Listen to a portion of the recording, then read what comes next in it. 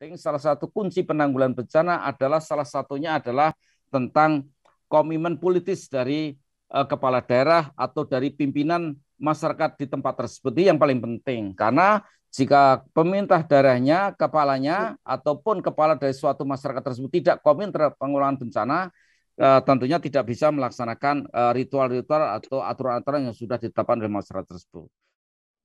Kebudayaan atau yang dimiliki masyarakat tertentu di masing-masing desa atau di masing-masing wilayah itu berbeda, tetapi itu yang bisa kita mengerti, dan kita pengennya juga selalu memasyarakatkan itu sehingga bahwa kearifan lokal ini bisa juga sangat menjadi jembatan atau komunikasi yang sangat luar biasa yang bisa kita mengerti dengan kita beraneka-ragaman suku untuk mengurangi risiko bencana.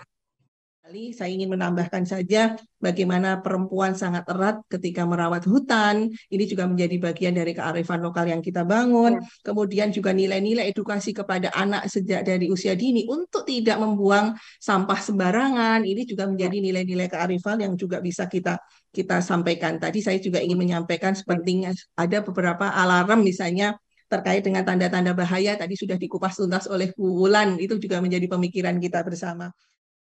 Kita bisa saja mengembangkan atau menata ulang prioritas penanganan, baik itu pendekatannya, ya, ataupun teknologinya, ataupun pendekatan solusi ya, terhadap mitigasi, adaptasi, dan risiko bencana. Dan jangan lupa dengan menggerakkan potensi kearifan lokal itu, menurut saya sesuatu yang kita harus reposisi, tidak lagi menjadi solusi yang kita inginkan, tetapi memang harus kita masukkan, kita insertkan di setiap penanganan dari kejadian-kejadian bencana di tanah air ini. Nah, ini ada dua pendekatan kami lakukan, ya, dengan metode kualitatif deskriptif. Di sini pendekatan kualitatif digunakan untuk identifikasi bentuk kearifan lokal masyarakatnya, kemudian pendekatan semiotika itu untuk menganalisis tanda-tanda bencana yang dipahami oleh masyarakat sebagai bagian dari kearifan lokal.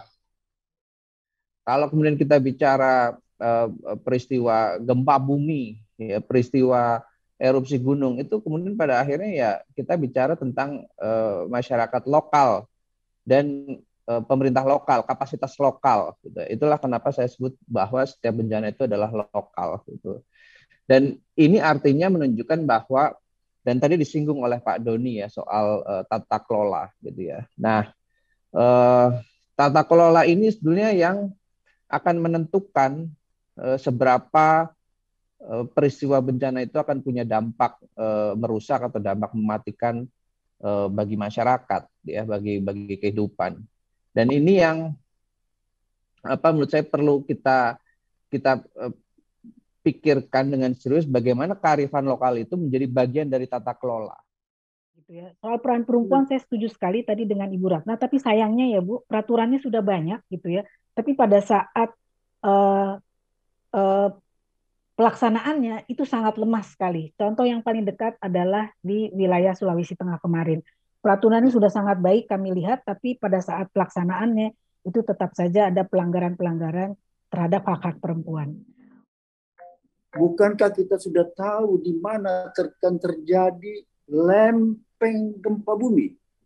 Yang kita tidak tahu adalah kapan dia akan terjadi.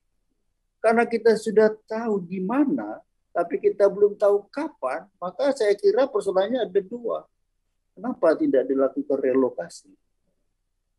Daripada membuang anggaran akibat korban gempa.